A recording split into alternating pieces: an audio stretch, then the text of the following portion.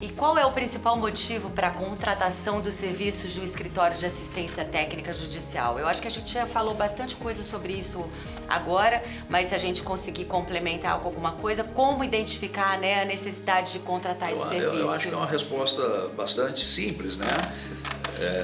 No passado... Você vai ganhar um processo se você fizer isso. No passado, o assistente ele preenchia uma lacuna ali. Eu preciso de um nome para figurar como assistente técnico.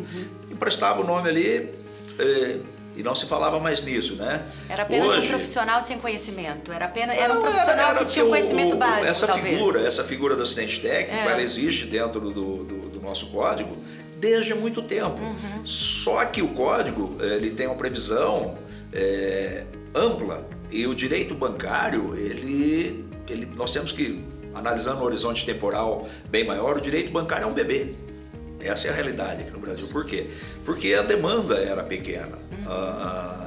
E vivemos de uma época em que não havia grandes combates nessa situação. E depois, com o advento principalmente do Código de Defesa do Consumidor, 1990, né? E aí a coisa ampliou. E também com a mudança do cenário econômico no país, o sistema financeiro buscou atingir toda a população. Todo mundo precisa ter uma conta corrente, precisa ter negócio com o banco.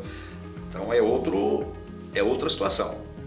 E a partir disso, o número de negócios, de produtos financeiros é muito amplo, é muito dinâmico, tá? Então você tem que ter uma empresa, você tem que ter assistente técnico que sabe lidar com isso, mas que sabe lidar com profundidade. Então a diferença é essa. Antes, olha, já tinha uma dinâmica, aquela coisa lenta no processo. Tá? Hoje não. Hoje o tempo voa e você tem que ter pessoas que têm essa capacidade. Por quê? O advogado ele precisa estar bem servido. Se você der ao advogado informações boas, de qualidades, oportunas, travada dentro de uma questão técnica contábil, técnica financeira, e amarrar isso na questão jurídica, ele voa. Essa é a diferença. O que você vai produzir nesse processo? Qual é o resultado almejado? Uma empresa como o Banco Brasil, o resultado almejado, ele é cobrado. Tem vários organismos aí que cobram cada passo, cada respiro ali, tal. Então ele tem que buscar o máximo. Não tem jeito de se trazer o máximo de resultado trabalhando com profissionais que não têm aquela condição. Essa é a diferença. Então hoje, o pessoal precisa de um serviço de assistência técnica, mas precisa de um bom serviço para dar a condição de se trazer o resultado o melhor possível. Imprescindível, né? Eu imagino como devem ser as atualizações de você, porque num país como o Brasil, que tem tantas mudanças econômicas, nós temos mudanças econômicas anualmente, né? Eu não sei também qual é a frequência, mas são mudanças com muita intensidade. A gente tem o Brasil traz essa dificuldade até de entendimento para quem não toda hora não se atualiza nos estudos, né? Eu acompanho por necessidade, né, desde 1986 os planos econômicos. Antes não tinha, era um outro cenário, mas a partir daí eu acompanho e é interessante que numa época não tão distante assim, né? Mas não havia os recursos de hoje, em que alguém mudava alguma coisa, em 5 minutos estava todo mundo sabendo. E o banco, ele era o veio de trazer essas situações. Então nós éramos levados a estudar com profundidade cada uma dessas mudanças econômicas e tínhamos a função de levar adiante, de ter a exata compreensão e levar adiante, colocar para o público e desenvolver isso ao longo do tempo. Então já é uma das situações que diferencia. Olha, eu conheço todos os planos com profundidade. Além disso, a dinâmica do mercado financeiro, ela antigamente tinha, você faz uma operação de empréstimo, era tudo muito lento. Tá? Hoje é uma dinâmica absurda e são produtos. Cada produto desse, para ele existir, tem que ter uma norma que o assista. E o grande problema nosso, esse é o maior deles, para se aplicar o direito, às vezes o direito atropela o próprio direito. Essa é a situação que demanda o conhecimento técnico. Por quê?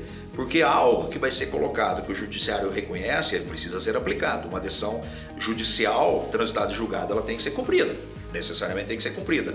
Agora, como que você cumpre isso diante de uma dinâmica temporal que envolve inúmeros planos econômicos, que para cada um deles existiam normas, existiam regras, depois tem as regras básicas e fundamentais, e você tem que lidar aquilo, mas você não pode sair atropelando. E o grande problema que eu vejo hoje, a ausência de conhecimento, seja dos peritos judiciais, de assistente técnico, eles simplificam às vezes. Olha, isso aqui é fácil, faz assim. Não é assim. E ao fazer assim, causa prejuízo a uma das partes.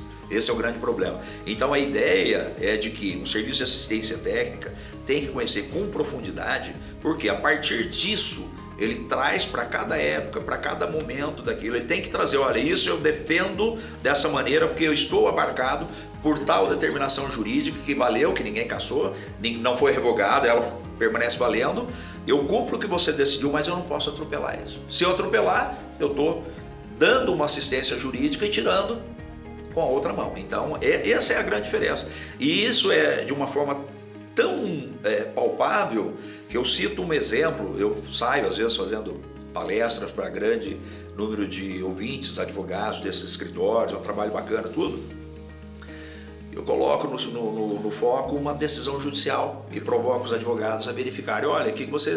foi bem, o advogado foi bem, ganhou a causa, bacana. Toda a questão jurídica que ele colocou foi devidamente observada. Só que a decisão do juiz, às vezes falta uma, duas ou três palavras que me dá a oportunidade de fazer a melhor aplicação técnica. No caso concreto que eu narro para eles,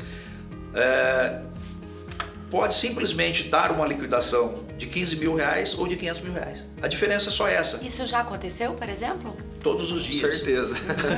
Todos os dias. A pessoa deveria, no final do processo, ganhar 15 mil e ganhar leva 500, depende de como você... você liquida isso, depende da capacidade do perito, depende da capacidade do assistente técnico, depende do conhecimento das técnicas justamente a serem aplicadas para não ocorrer isso. Olha, você acolhe uma situação jurídica, ela vem abarcar o direito que o judiciário reconheceu que você tem. Se o judiciário diz que tem que cumprir. Porém, como que você vai cumprir isso? Se você não conhece os meandros, as outras condições, você de repente dá 500 mil reais, onde caberia 15 mil reais. Esse caso concreto que eu narro, e simplesmente faltou uma palavra na decisão. Tem o caso também que eu acho relevante falar, dos 23 centavos. Sim, o Gabriel narrou bem aí. O que acontece? Você tem uma decisão que reconhece um direito de alguém que foi buscar a guarida judicial, o juízo vem e reconhece o direito dele. Olha, lá no ano de 1990, você fez um pagamento em que hoje eu mudo o índice e você tem um direito daquele valor. Só que aquele valor está em outra moeda, nós estamos em outra realidade. Você tem que trazê-lo para o momento presente. Ao trazer para o momento presente, eu tenho que partir do quê? Tem que haver um comando. Como que eu trago aquele valor até hoje? E esse comando, quem escreve, que é o juiz que vai dar a sentença, se ele também não tiver o conhecimento mais aprofundado do que ele está fazendo, ele escreve aquilo que ele está pensando em fazer. Só que às vezes o que escreve não é o retrato do que pensou a fazer. A exemplo desse caso, ele vai lá e fala, olha, eu reconheço a diferença de X lá naquela época. Atualize esse valor a partir da data da propositura da ação. A ação foi proposta quase 20 anos depois. Eu tenho um buraco, um vazio, que ele não disse para atualizar. Muito embora eu reconheça que se reconhecer um direito lá, haveria uma atualização que é o poder, a manutenção do poder de compra da moeda. Mas ele não disse isso, ele falou atualize da data da propositura da ação em diante. Eu só posso fazer o quê? Pegar aquele valor, submeter ele aos novos padrões monetários, onde há os decotes, os cortes de moeda, etc. E ele vai desaparecendo. Do dia da propositura da ação, eu saio atualizando esse valor. Eu estou cumprindo, na literalidade, a decisão judicial. O que acontece aí? O advogado, que representava a parte, teria que ter o conhecimento de uma sistemática técnica de cálculo para ver e falar, olha, essa decisão não cabe, eu preciso de que ela seja reformada, existem os expedientes jurídicos, embarque de declaração, coisas dessa natureza, isso vai me trazer um prejuízo, aí o juiz iria rever, possivelmente iria dizer sim ou não, se diz não, caberia ao advogado um recurso para aperfeiçoar esse ato, mas não o fazendo, não observando esse fato, ele vai levar os 23 centavos, porque a literalidade, tanto é que assim consolidou. Ela transitou em julgado. Transitou em julgado, você não muda uma decisão transitada em julgado, só salvo se nela houver vícios.